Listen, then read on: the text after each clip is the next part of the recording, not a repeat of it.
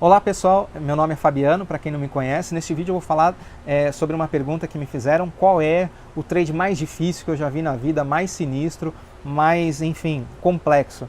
É um tipo de trade que geralmente não é feito com um único operador. Eu já vi um único operador fazer, tem que tirar o chapéu para ele, ele é muito bom, mas geralmente é feito em mais de um operador por uma questão protetiva financeira da mesa, né? É quando esse tipo de operação, algumas pessoas chamam de abertura do spread.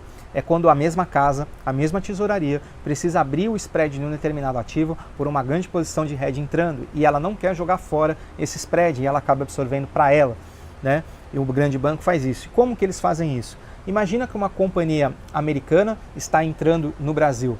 Consequentemente, ele tem que vender dólares. Mas imagina que o dólar está subindo e aí, na mesa, a ordem que vai chegar lá é venda de 10 mil lotes de dólar futuro. Um exemplo aqui que eu estou dando, porque é a realidade das pessoas que estão seguindo o canal, a maioria são brasileiros, falam português, que é o nosso idioma. Então, imagina que uma grande companhia americana está indo para o Brasil fazendo uma operação financeira, então ela primeiramente, independente disso, ela vai se redear no câmbio, ou seja, ela vai vender dólares porque a moeda principal dela é dólar, então ela teve que comprar reais. Se esses reais ficarem defasados, todo o lucro dela vai por água abaixo. Então imagina com o mercado subindo, né, seria muito mais fácil acabar comprando, e aí vem uma posição muito grande vendedora. O banco não quer desperdiçar esse tipo, ele não vai executar 10 mil lotes a mercado. Muitas vezes, dependendo do lote ser muito grande, ele vai tentar fazer um negócio direto com uma outra posição. Isso são os lotes diretos, as ordens de mercado direto. Mas muitas vezes, as grandes mesas aí, os grandes operadores vão dar instruções para os seus operadores abrir o spread. Então, imaginem que temos dois operadores e não importa o viés do dia, tá? Ambos vão operar em pontas diferentes o dia inteiro, né? Não importa se o mercado está subindo ou se o mercado está caindo, um vai operar na ponta comprada e o outro vai operar na ponta vendida. E aí você deve se perguntar: poxa, mas a princípio, pensando assim, eles estão travados, eles não vão ter lucro. Na verdade, um vai deslocar o comprado vai acabar deslocando o seu preço médio cada vez a mínimas, né? A maior mínima do dia ou mínimas abaixo da mínima do dia, e o vendedor vai acabar deslocando o seu preço médio cada vez a pontos mais superiores. Com isso, para quem utiliza a plataforma aí no Brasil de dólar futuro, vai poder ver ali o ranking dos grandes players. Muitas vezes o preço está no 100, né, vamos dizer assim, e o cara está vendido no 120, o preço nem chegou lá. E muitas vezes, e se você olhar a ponta oposta, né, não necessariamente é a mesma pessoa, estou só dando o exemplo para ficar didático no vídeo, mas você pode olhar um outro player que o preço, a mínima do dia foi no 90 e ele está comprado lá no 75 ou no 70.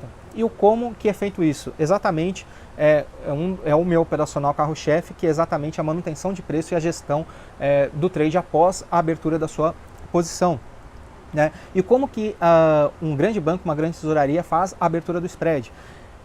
Um operador tem que operar comprado, não importa se o mercado está subindo ou caindo, mas o fato dele operar comprado não é ele dar ordens de compra cada vez que o mercado vai subindo, tá? Que aí ficaria fácil. Se for na ponta o vendedor, com o mercado subindo, ele estaria perdendo, ele estaria tendo prejuízo. Então, na verdade, o vendedor tem que jogar, mesmo com o mercado contra, a sua venda cada vez mais para cima, mesmo com o mercado subindo, ou ao contrário, se fosse, né, se o operador da ponta compradora e o mercado viesse caindo, ele teria que jogar o preço cada vez mais para baixo, mas não necessariamente comprando lotes cada vez a níveis inferiores, mas sim tradando em níveis inferiores para trazer o seu preço médio para baixo da mínima do dia cada vez mais.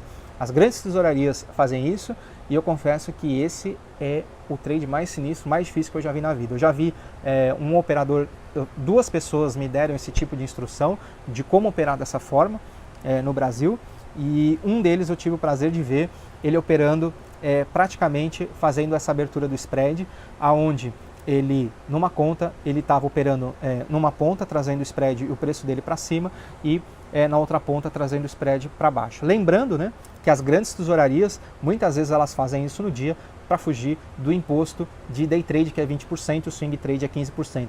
A posição mais líquida são as posições do intraday, então muitas vezes uma grande tesouraria sai tomando numa tesouraria, ou seja, vou dar exemplos aqui fictícios, né?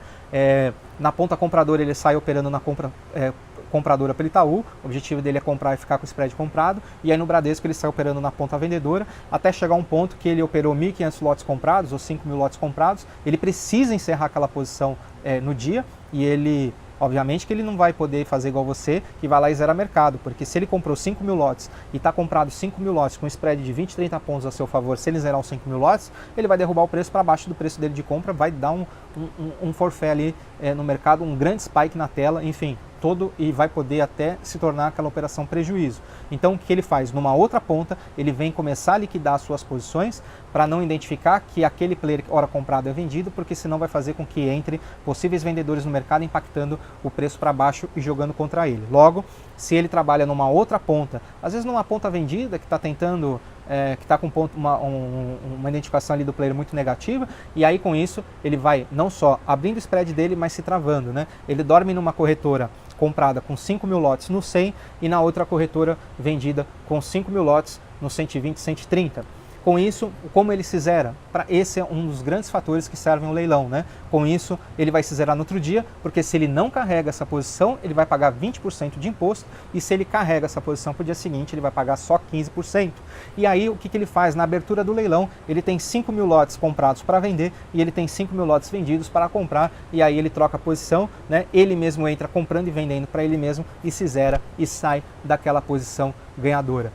Isso também é um conceito aí de operações avançadas, né? E esse é uma das grandes operações também mais difíceis, mas que é muito comum, e a gente consegue ver as tesourarias, elas fazem isso. Por isso que elas acumulam posições, dormem numa ponta comprada, dormem na outra ponta vendida, e um dos aspectos de se fazer isso é também a abertura do spread, onde você, independente para onde o preço está indo, você tenta operar numa ponta cada vez, fazendo com que o seu preço médio vendedor vai mais acima das máximas do dia e o seu preço médio comprador vem abaixo das mínimas do dia. Espero ter esclarecido aí, né? Enfim, a sua dúvida, e mandem mais dúvidas aí que eu vou falar nos próximos vídeos, os conceitos das operações aí. Muito obrigado e até lá!